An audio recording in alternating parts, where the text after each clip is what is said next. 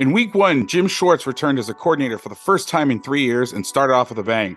The Browns had one of the best offenses in the NFL to 142 total yards, or 2.5 yards per play, and only 3 points. So how did they do it? Elite deep coverage on the outside and one high, two high coverage structures that fooled Burrow, taking away his quick reads, and some great pressures with coverage complements based on those looks. The thing that stood out to me the most was that Schwartz designed every defensive look with a complimentary call. They were well coordinated, and there was very little fat on the game plan or wasted disguises. The Browns began the game with a great mixture of pressure and coverage, playing one high coverage structures 19 out of the first 25 snaps, and continued using it throughout the game. Cincinnati had trouble running the ball, minus a 22 and 12-yard run, and in the most basic sense, the way to beat middle field coverage is to isolate the outside receivers or take shots to the slots on slot fade or corner routes.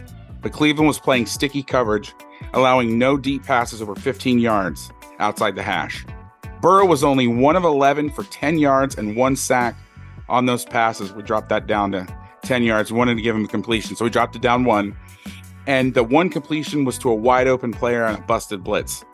The Bengals tried quick game and screens, but the Browns were all over it. They weren't able to create any separation anywhere on the field. A lot has been made about the Bengals' offensive line struggles, and I don't want to discount those issues. However, the issue on the outside throws were mostly on the receivers not being able to separate from the defensive backs. I know it was very wet, but I don't think the Bengals staff did enough to spring their receivers loose with different alignment and motions. And if your receivers can't create separation on their own, you got to help them out. As I mentioned, throughout the game, Schwartz did a great job of showing 2 high coverages, getting to 1 high, showing 1 high and getting to 2 high, and then just playing the look he presented, because you got to keep him honest. At the 2-minute mark, Schwartz started calling more exotic coverages, like playing some of my favorite concepts in football. I know inverted 2 catches a lot of flack, but it's done wonders for me in my career, and I really love seeing it in the NFL. In the first clip, the Browns show a double mug front and kind of a coverage here. It kind of looks like 2 high. This safety starts to move around, so not giving Burrow a clear picture, but it's going to get to double invert, meaning the corners are going to be the inside half players, basically taking the safety's responsibility in Tampa 2. And this safety right here is going to play the middle read or Tampa responsibility from high to low. This play ends up getting called back, and they have to replay second down, but you could see the design, and you could see where this starts. This is the first snap where you're really seeing this sort of concept in the entire game. You end up getting 2 on the crosser, and it would have been about a 5-6 yard gain had it not got called back. On the very next play, we have a snap of regular Tampa 2 coverage, but as you can see, I mentioned earlier, and you saw a lot of it, you got a 1 high look where you have a clear middle of the field safety. You have man align or zone align, because the Broncos were also playing 3 buzz coverage where the field safety or strong safety buzzes down on the number 3 receiver. This is clearly a 1 high look, and the Browns do such a good job disguising and making Burrow hold the ball, showing the opposite of what they're doing. You can see the confusion. The pass rush gets there. Burrow's got to get on the move. He was able to get the ball late, but still short of the sticks. Here's a snap of 3rd and 10 from the 32-yard line going in, and I think, don't quote me on this might have been the closest they got to the end zone. This is a great illustration of what this coverage does. Another strategy that can be done is that you can play invert on one side where the safety is buzzing down into the curl, and you can play regular cover 2 on the other side. Okay? What happens on this throw is that the Bengals have a dagger concept, meaning number 1 is going to run a dig or a basic, 2 is going to clear out, and we'll get a shallow coming from the other side. With 2 high safeties, Burrow's thinking this dig is going to come open, especially with this guy buzzing out. It looked like quarters. You can see that he is looking into this area. The safety comes down, sits right in the window. He now has to come off. And you see this a lot in this game, whether it's by design or just serendipity, if you want to say, use a fancy word. The Browns are flushing Burrow out, even with the 4-man rush, and maybe it's because he's coming off the calf injury and he's not as mobile, but you see this a lot. Burrow's flushed out. He's got to run. The ball's thrown well short of the sticks. and it's 4th down. Here's another clip where the Browns are just getting to Tampa 2. They're using a great disguise. Grant Delpit, who was a huge part of the game plan. They're all going to show one high. Now, if you're being picky, this does look a little suspect with this linebacker so wide. Usually he would be here in the box. But it's 4th and 4. So you got to play a little closer to the receiver for the hot throws. Delpit is going to, what I call, pop the top and play the half. The middle of field safety is going to play to the field half. What ends up happening is Burrow thinks it's one high. He thinks he's going to have the 5-yard in route. But you can see the curl defender's ready to drive. The corner's ready to squeeze. He has to hold. He gets flushed again. He's out of the pocket. And he's sacked by Mylesgarrett.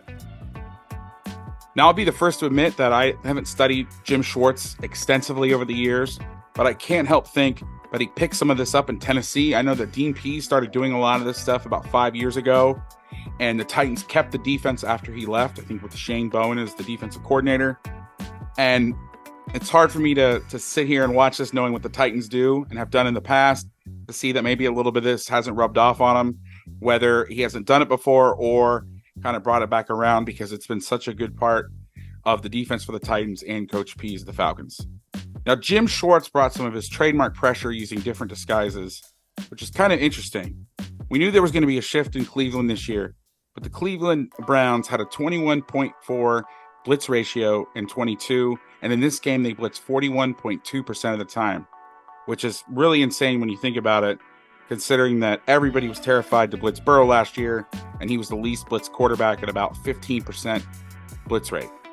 The first thing that I noticed when looking at the pressures was that Coach Schwartz used a 5-1 bear package front and a personnel grouping, using 3 interior linemen, 2 edge rushers, an inside backer. A lot of people call that penny, but did not play those 2 high concepts much.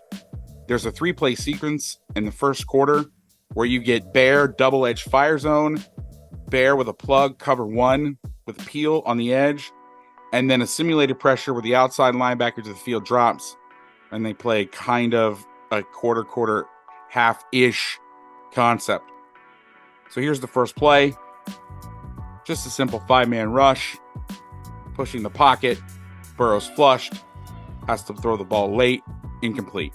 Here's the end zone of the shot, and you could tell they're trying to collapse the pocket and make him uncomfortable and wrap someone late. Look at the rush lane distribution right now.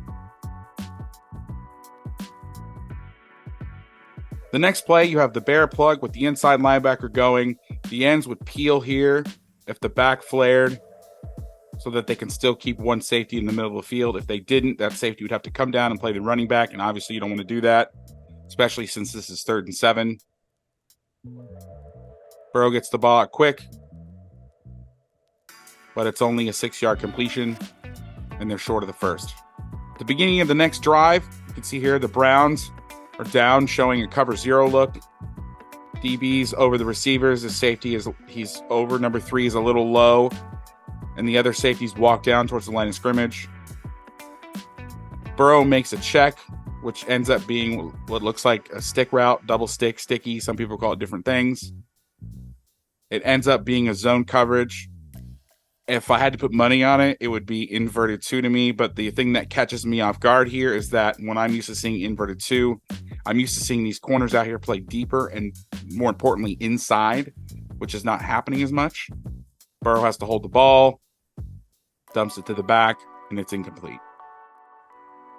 Here's another play earlier in the game. We have a 5-0 look, meaning we have 5 on the line, creating a bear defense. The offensive line will have to go 5-0 protection, meaning that everybody will man up, and the running back will be what they call coast to coast. So off number 22 here that you can see in the screen. There's really no other threats. This forces man protection. I've made multiple videos about this. And as someone said on Twitter, you can see here Mylesgarrett is doing a little pre-snap AI crossover look, which means it's going to be something bad for the offense. They end up running what ends up being a twist. I'm not sure if it was even meant to be a twist on the right side, but it is. Garrett forces the issue, and you get a cleanup sack. Another pressure that Schwartz designed actually lost an edge, but the pressure was so strong, the Browns were able to track Burrow down from the opposite side. The Bengals are in a cross-jet protection, which means the line is going to slide to their left. That puts these two linemen on these two defensive linemen, and the back is going to step up and block number 5 or 6, depending on where they go. They're really blocking that gap. What ends up happening is the Browns bring 5, the back steps up, but because the center has to slide this direction, Zadarius Smith is able to run a tech stunt clean inside to the quarterback. Again, you're seeing a theme here. The Browns lose the edge to the right, but it doesn't matter because Zadarius is able to flatten out. Burrow's got to get rid of the ball, and you see sticky coverage right there. This last pressure is an oldie but a goodie. It is known to me as either missile or gut with a twist. It has inverted Tampa behind it, so we're going to show the pressure first, then the coverage. Schwartz has been mugging up through the game, double mug. So you have the 4 defensive linemen, and you have 2 backers in the A-gaps. A very popular protection adjustment, and I spoke to somebody this offseason and said that the Bengals were actually the team that came up with this. Don't quote me. It's called Abby. A-B-B-Y. And what that does is it puts the back, as you can see, who's moved up. He's going to play this A-gap, and just like the last clip where the left offensive linemen are going to take these 2 defensive linemen, these 3 will take these 3 defenders, and everybody should be blocked. Some teams will actually bring the center back and slide this back away, but let's not get too complicated. It's week 1. Let's just go Abby. But here's the problem. If this guy goes, they got no one for him. And as you can see here, that's exactly what happens. Play starts. Everybody is picked up. The ends up dropping. 22 comes scot-free right on Burrow. He's hit as he throws an out route to Chase, which he ends up airmailing. Let's look at the coverage. The corners are going to play invert.